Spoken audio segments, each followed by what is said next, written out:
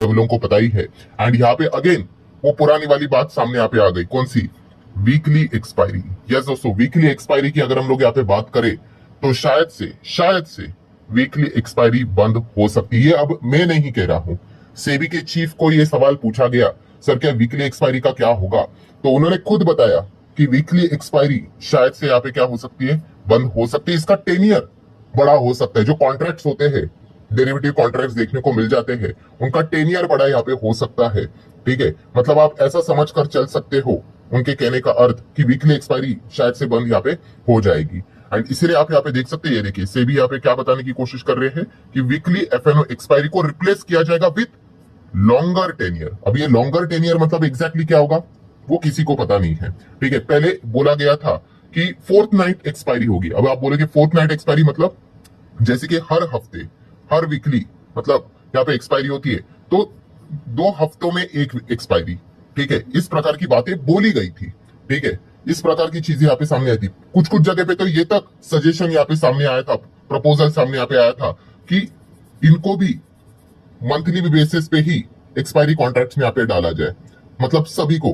अब अगर आप बोलोगे सभी को मतलब क्या, देखिए ये जो फ्यूचर एंड ऑप्शन होते हैं ना, इसमें आपको मोटा मोटी 2 प्रकार के कॉन्ट्रैक्ट्स देखने को मिल जाती है। एक जो कॉन्ट्रैक्ट्स होते हैं ना, वो आप कह सकते हैं इंडिविजुअल स्टॉक्स के जो शेयर्स रहते हैं ना हमारे, हाँ उनके होते हैं। उनकी जो एक्सपायरी होती है ना, वो महीने में एक बार होती है, उसको मंथली एक्सपायरी बोलते हैं। वहां पे वीकली एक्सपायरी नहीं होती है। तो ये वीकली एक्सपायरी जो दूसरे है चीजें रहती है, जो वीकली एक्सपायरी रहती है, वो कौन से होते हैं?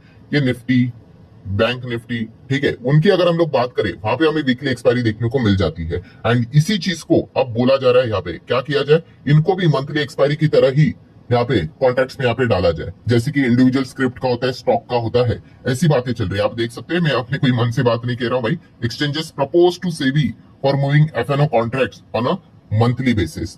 ठीक है, तो ये पॉइंट्स हम लोग को फिलहाल तो देखने को यहाँ पे मिल रहे हैं। अब आप सोचोगे भाई ऐसा क्यों भाई, इसके पीछे का रीजन क्या है? तो रीजन वही है दोस्तों, लगातार बढ़ता हुआ retail trader. Yes, future and option में लगातार रिटेल ट्रेडर बढ़ रहा है। तो ठीक है भाई, रिटेल ट्रेडर बढ़ रहा है तो उसमें बुरी बात क्या है? तो दोस्तों बुरी बात यह है कि आपको पता ही है 91% रिटेल ट्रेडर लॉस में है भाई फ्यूचर एंड ऑप्शन में। 2025 फाइनेंशियल ईयर का डेटा, खुद सेबी के पास सारा डेटा होता है, उनको पता है कौन कितना कमा रहा है।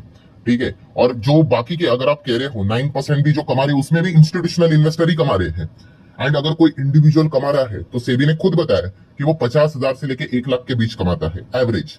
ठीक है, मतलब आप अंदाजा लगा लो कि कितने लेवल का, मतलब यहाँ पे बड़ा गेम चलते हुए देखने को यहाँ पे मिल जाता है। एंड कितने सारे लोग, आपको पता ही है, इंस्टाग्राम के ऊपर, यूट्यूब के ऊपर अलग अलग वीडियोस दिन रात सुबह शाम वही चलता रहता है ट्रेडिंग को लेकर। गाड़ी दिखाते रहते हैं, घर दिखा के रहते हैं, पैसे उड़ाते रहते हैं। क्यों? उनका मकसद भाई कोई ट्रेडिंग नहीं होता है, उनका मकसद होता है उनके कोर्स बेचना।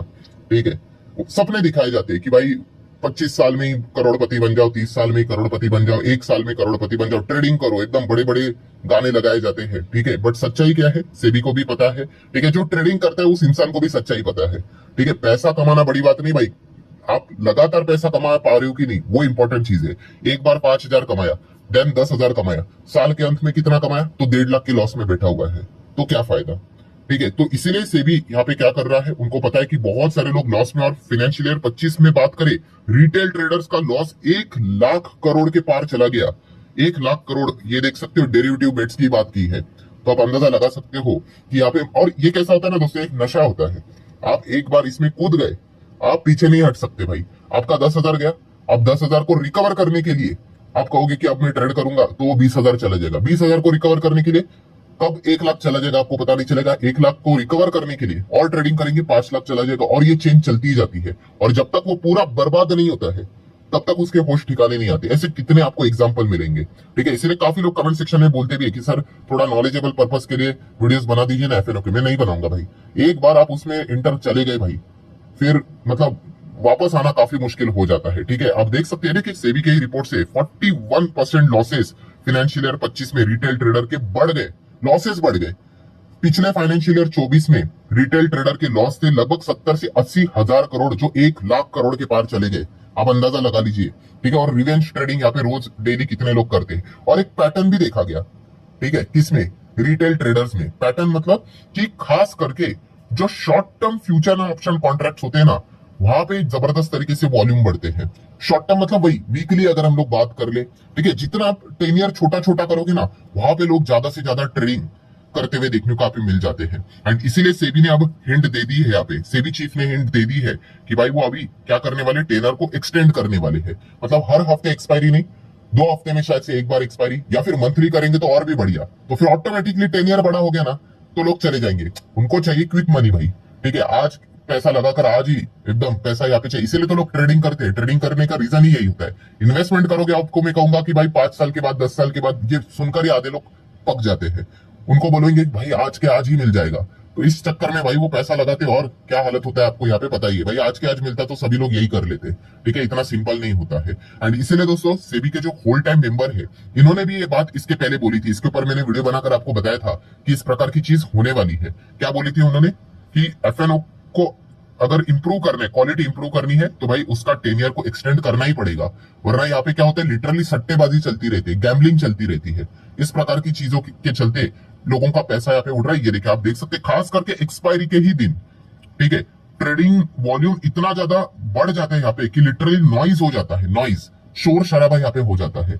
और अभी इसको अभी नहीं रोका तो भाई रिटेल खुद को यहाँ पे बर्बाद करेंगे, बहुत सारे लोगों के परिवार को भी बर्बाद यहाँ पे कर देंगे। एंड इसीलिए आज के दिन की अगर हम लोग बात करें तो सेबी चीफ का ये जो स्टेटमेंट हम लोग को देखने को यहाँ पे मिल गया कि हाँ भाई, कि वो इस प्रकार का विचार अभी यहाँ पे कर रहे हैं कि एक्सपायरीज का जो टेनियर यहाँ पे रहेगा वो बढ़ा सकते हैं। मतलब वीकली एक्सपायरी शायद से बंद होती हुई भी देखने को यहाँ पे मिल सकते हैं। मैं अभी भी कह रहा हूँ कि अभी तक कोई ऑफिशियली चीजें हुई नहीं, इतना सिंपल नहीं होता है भाई, वो consultation paper and all that सब कुछ यहाँ पे लाना पड़ता है। और इसके पहले भी सेबी चीफ को एक बार इस प्रकार की चीजें पूछी गई थी, तभी उन्होंने डिनाई किया था और उस वक्त बहुत सारे स्टॉक्स भागे भी थे, ठीक है। बट आज की टुडे की अगर मैं बात कर लूं यहाँ पे, ठीक है, तो आज के दिन जब उनको यहाँ पे पूछा गया तो यस, उन्होंने यहाँ पे हिंट दिया है कि एक्सपायरी यहाँ पे शायद से वीकली एक्सपायरी बंद हो सकता है। जैसी ये खबर आ गई, आपने देखा बीएससी का शेयर मस्त यहाँ पे ऐसा चल रहा था, दबाक करके ही गिर गया। एंजल वन का शेयर चल रहा था, दबाक करके गिर गया। क्यों? ऑब्वियसली ये ब्रोकर्स वाले हैं, उन्हीं को सबसे ज्यादा, ब्रोकर एक्सचेंजेस को ही सबसे ज्यादा नुकसान होता है, ठीक है। ट्रेडिंग में क्या होता है भाई, आप कमाओ या फिर गवाओ, ये इन प्लेटफॉर्म को और ब्रोकर्स को तो फायदा होगा ही होगा। इनके लिए सबसे इंपॉर्टेंट चीज होती है वॉल्यूम। जितने ज्यादा लोग ट्रेड करेंगे उतना ज्यादा ये पैसा कमाएंगे, ठीक है।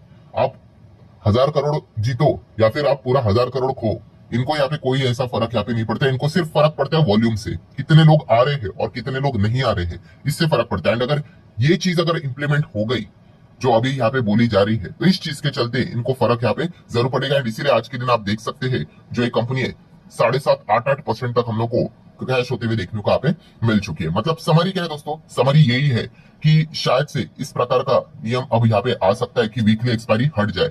एंड इसके लिए क्या करना पड़ेगा, सीपी मतलब कंसल्टेशन पेपर से भी यहाँ पे ला सकती है।